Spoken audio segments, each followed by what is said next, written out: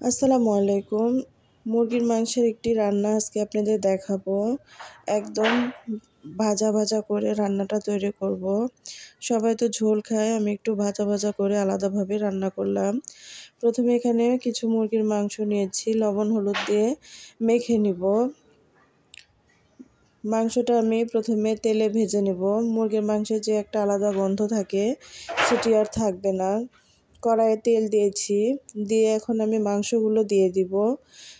একটা একটা করে মাংস দিয়ে দিব, দিয়ে ভেজে নিব। মিডিয়াম হিটে মাংসগুলো ভালোভাবে ভেজে নিব একটু সময় নিয়ে। এক পাশে হয়ে গেলে নেড়ে দিতে হবে, একটু পরপর নেড়ে দিতে হবে, নয়তো কড়াই ধরে যেতে পারে।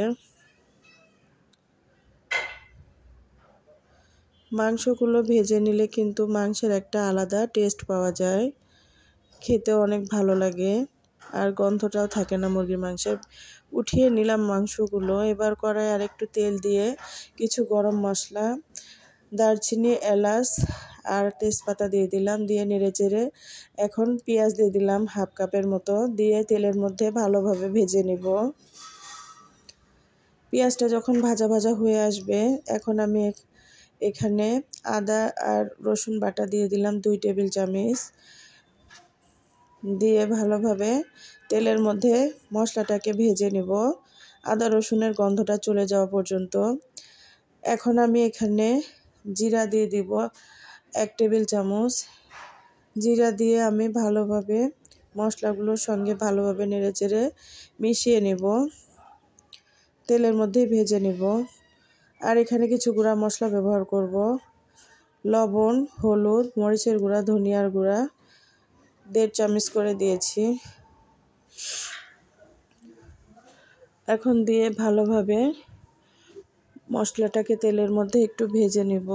এবার আমি এখানে পানি দিয়ে দিলাম মশলাটা কষানোর জন্য। ভালোভাবে মশলাটাকে কষিয়ে নিতে হবে। মাংস রান্না বলেন আর যে কোনো তরকারি বলেন, মশলাটাকে যত ভালোভাবে কষাবেন তরকারির স্বাদটা তত বেড়ে যাবে। একটু সময় নিয়ে প্রত্যেকটা রান্না করা উচিত, তাহলে রান্নার স্বাদ বেড়ে যায়। আসলে তাড়াহুড়া করে কোনো কিছুই ভালো হয় না। মাংসটা মশলার মধ্যে দিয়ে দিলাম, দিয়ে এখন নেড়েচেড়ে এইভাবেই কিছুক্ষণ ভেজে নিব মাংসটাকে। তেলের মধ্যে একটু ঢেকে দিয়ে আঁচটাকে একটু লোতে রেখে ভালোভাবে নেড়েচেড়ে ভেজে নিব। পানি দিয়ে কষানোর কোনো প্রয়োজন নেই। মশলার সঙ্গে একটু লো হিটে যদি মশলার সঙ্গে মাংসটাকে ভালোভাবে কষান, তাহলে আর পানি দেওয়ার প্রয়োজন পড়ে না। এবার আমি ঝোলের জন্য পানি দিলাম। এই পানিটা আমি একদম শুকিয়ে ফেলবো, এতে করে মাংসটাও পুরোপুরি সেদ্ধ হয়ে যাবে। আমার এই প্রসেসে আপনারা একবার মাংস রান্না করে খেয়ে দেখবেন, তাহলে বুঝতে পারবেন এর টেস্ট কতটা বেড়ে যায়। এবার আমি একটা মশলা দিলাম। এই মশলাটা আমার সিক্রেট একটা মশলা। এই মশলাটা আমি প্রত্যেকটা তরকারি, ঝোল তরকারিগুলোতে দেই বা মাংসতে দেই। অনেক সময় ভাজা জিরার গুঁড়াও দেই, তবে এই মশলাটা আমি তরকারিতে দেই, এতে তরকারির টেস্ট বেড়ে যায়।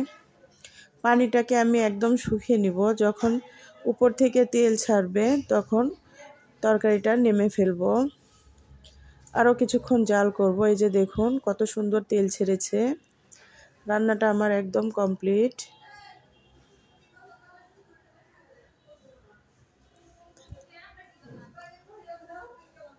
এখন নেমে নিব। তরকারিটা রেডি আমার। এই যে সার্ভ করে দেখাইলাম, দেখুন কত লোভনীয় হয়েছে।